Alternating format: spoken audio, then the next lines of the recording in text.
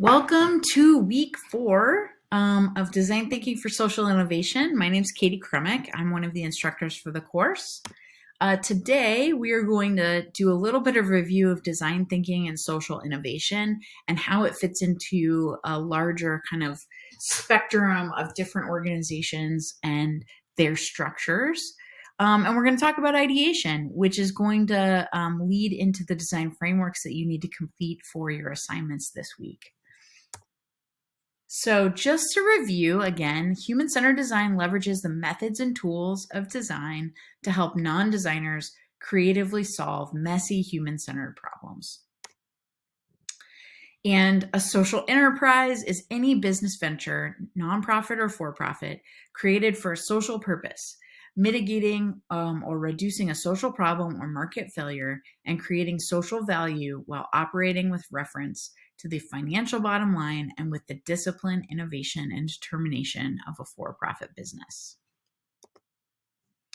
And again, social entrepreneurs who hopefully that's feeling more and more like you are committed to creating and sustaining social value, see and pursue new opportunities to pursue that mission, continuously innovate, learn, adapt, and improve, act boldly without being limited by current resources, and exhibit heightened accountability to the constituencies served and the outcomes created.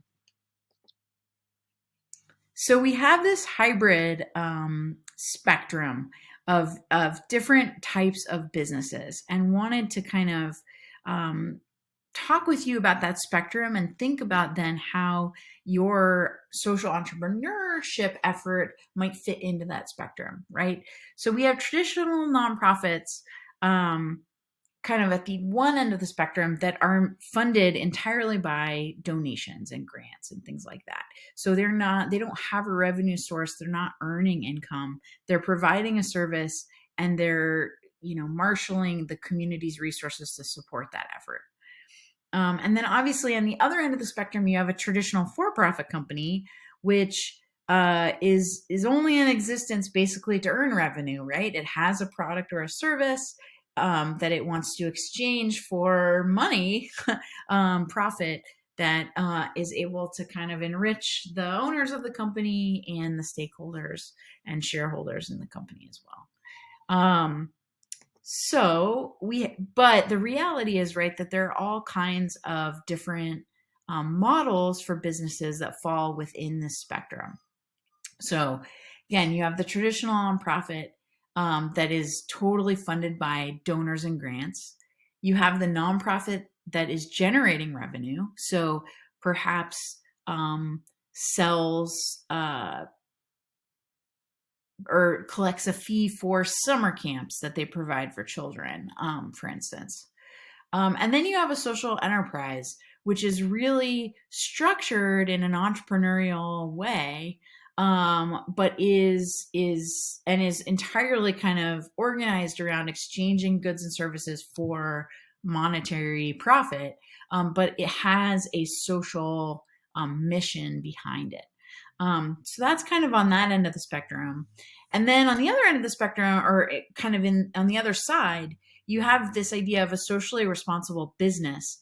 So again, more oriented towards kind of a traditional for-profit model, but has committed to making responsible actions in terms of the environment or in terms of their social policy, their employees, etc.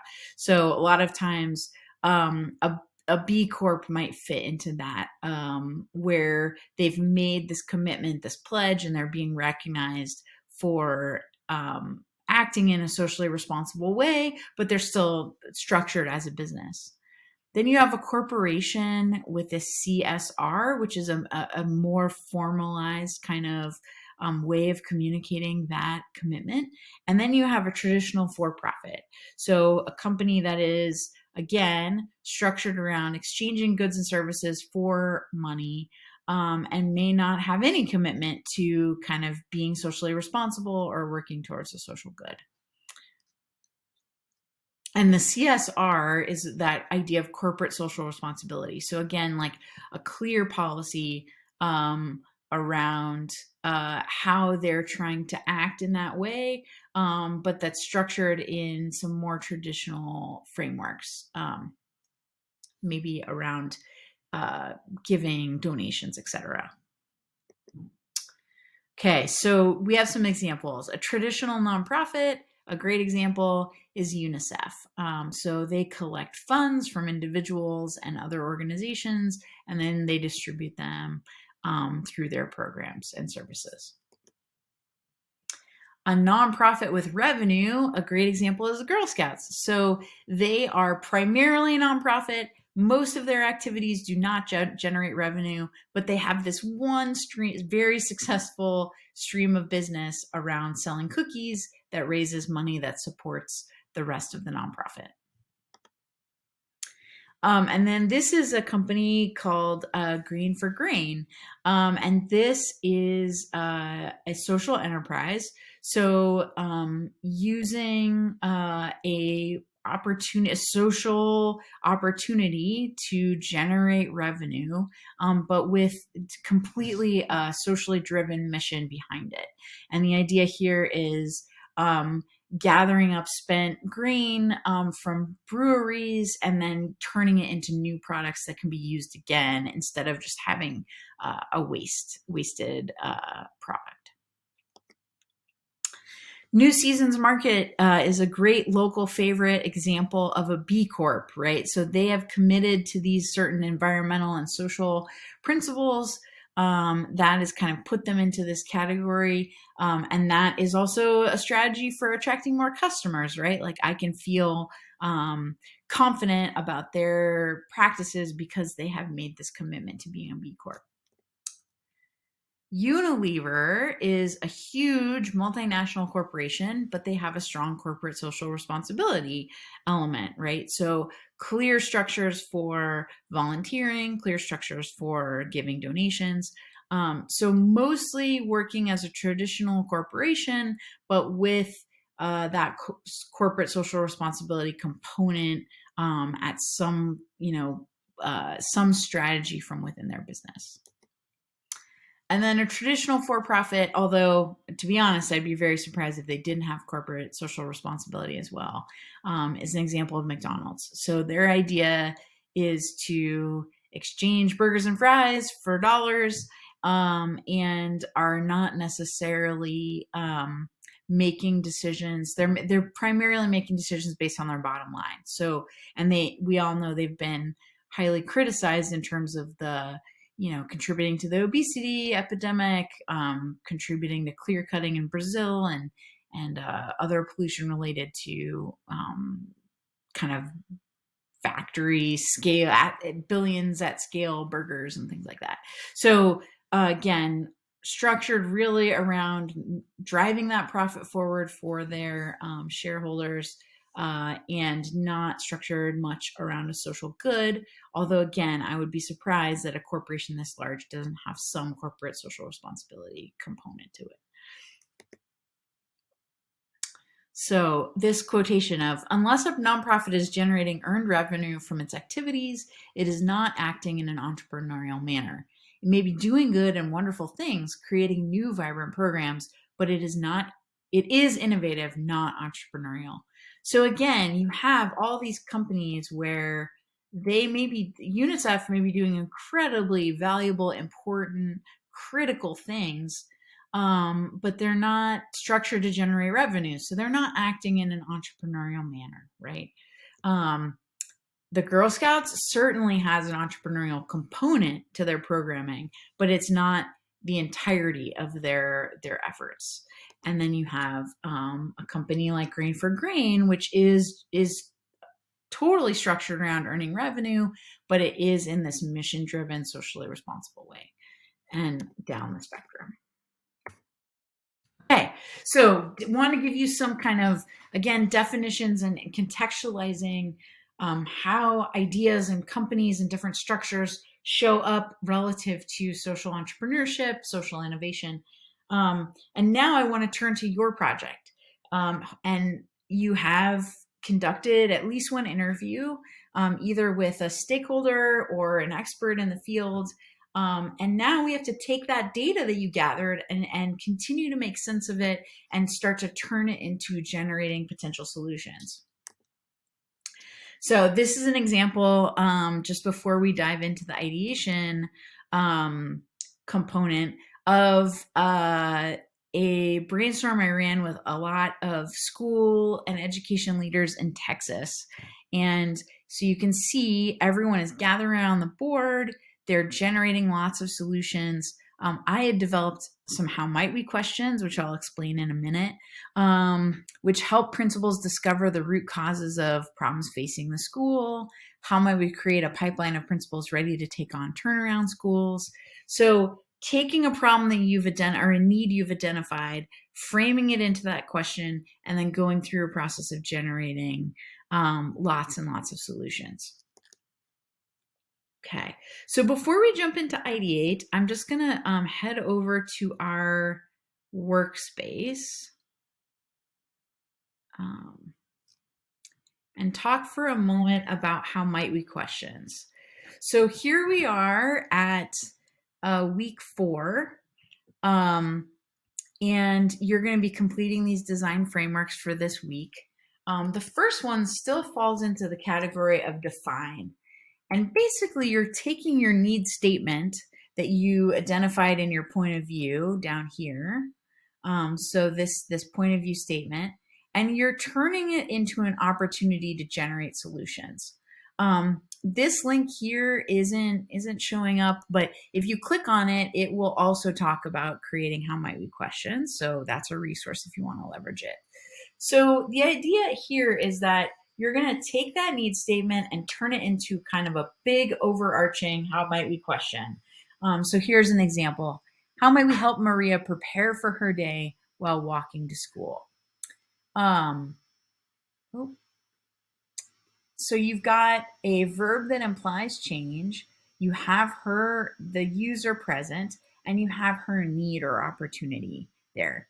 And a great way to tell if you have a good how might we question is if it just creates this feeling that you want to generate lots of solutions. So it's like, how might we help Maria prepare for her day while walking to school? Oh my gosh, she could make a to-do list. She could study for a spelling test. She could meditate, right? We could immediately start to brainstorm. So you want to take that need statement and turn it into a how might we question.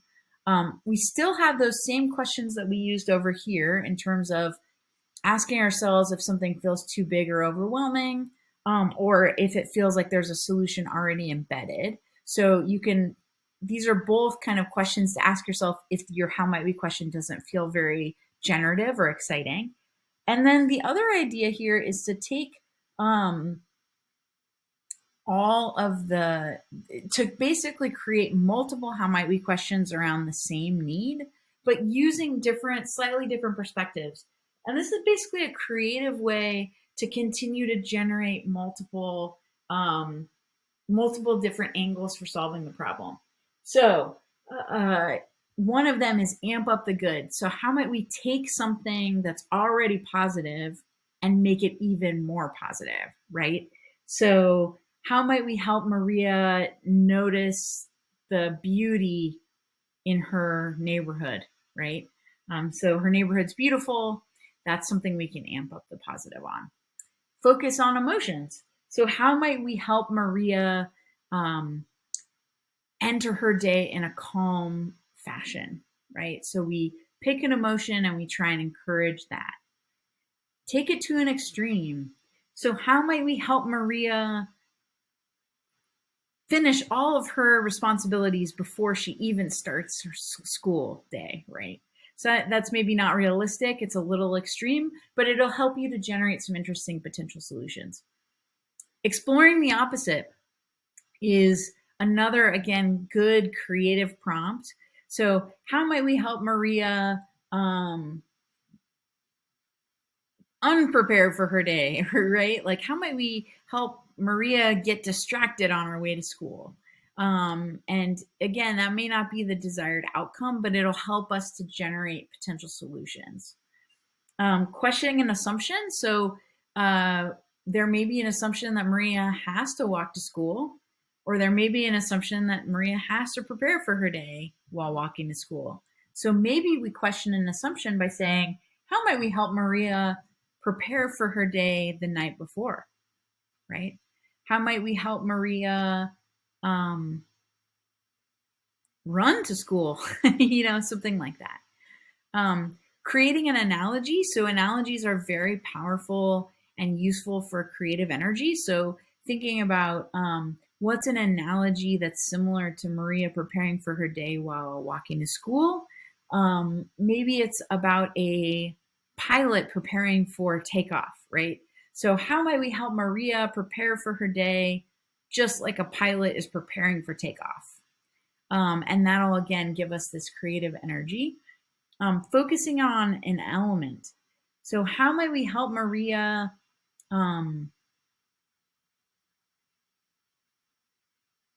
maybe study for, prepare for her studies is like a particular element of school that we might focus on. And then creating joy. And sometimes it's just as simple as saying, how might we help Maria have a joyful walk to school? But knowing that joy is a positive emotion, we use that again to spur these creative ideas. So that is the how might we question exercise, and you're going to develop these how might we questions before you go into ideation. And now I want to talk a little bit more about ideation. So in ideation, we're looking at generating lots of possible solutions, and we're going to do that by not evaluating ideas. So I think a lot of times when we participate in brainstorms, we think we're going to try and generate ideas until we get to the right one, right? And in human-centered design, our technique is to generate as many solutions as we can think of, and then circle back to evaluating the ideas. And by doing that, it allows the ideas to breathe, it allows them to get traction so that you're not kind of saying no prematurely, right? And then letting go of constraints to get to new possibilities. So we'll worry about the feasibility and the viability later. We don't want that to get in the way of our creative energy. I like to quote a famous Oregonian here, Linus Pauling, who said the best way to get a good idea is to get a lot of ideas. And in order to do that, we have some rules for brainstorming. So one is that deferring judgment, which I just mentioned. Another is going for quantity. So again, following Linus's call, trying to get as many solutions as possible. One is being visual. So whether you're brainstorming on Mural or you're going to stick Post-it notes on your wall, you want to be sure to capture your ideas, put them up. And part of why we want to do that is because your brain can then circle back and reference them later, right? So maybe I put giraffe party on the wall, and then maybe I put cheese party on the moon on the wall, and then I think cheese party with giraffes, and that's going to, again, continue to spur my creative thinking. Headline. So instead of kind of writing a novel about why the giraffe party is the solution, you want to just write a few words on the Post-it and then, again, keep going for quantity. So don't kind of get sucked down the rabbit hole of trying to explain what a giraffe party is. Building on the ideas of others. So if you have someone that you can brainstorm with and have another brain in the room, it's very, very helpful to just have someone join in with you and say, yes, that idea. Yes, that idea. And if not, you're totally able to still generate and work in that way. But it is really helpful if you can pull a friend or a partner, spouse, girlfriend, boyfriend into the process. Encouraging wild ideas. So letting the cheese party with giraffes go, and coming up with crazier ideas. And again, you'll worry about the feasibility and viability later, but by freeing yourself, you're allowing yourself to get to new and more innovative places. If you're brainstorming with a person or a group of people, you want to focus on having one conversation at a time and staying focused on the topic. So try not to get kind of sidetracked in talking about the time that you saw a giraffe eating cheese. So those are kind of the main tenets of ideation. The application for this week, again, is going to be to continue to participate online and with your peer mentors, and then completing your design frameworks.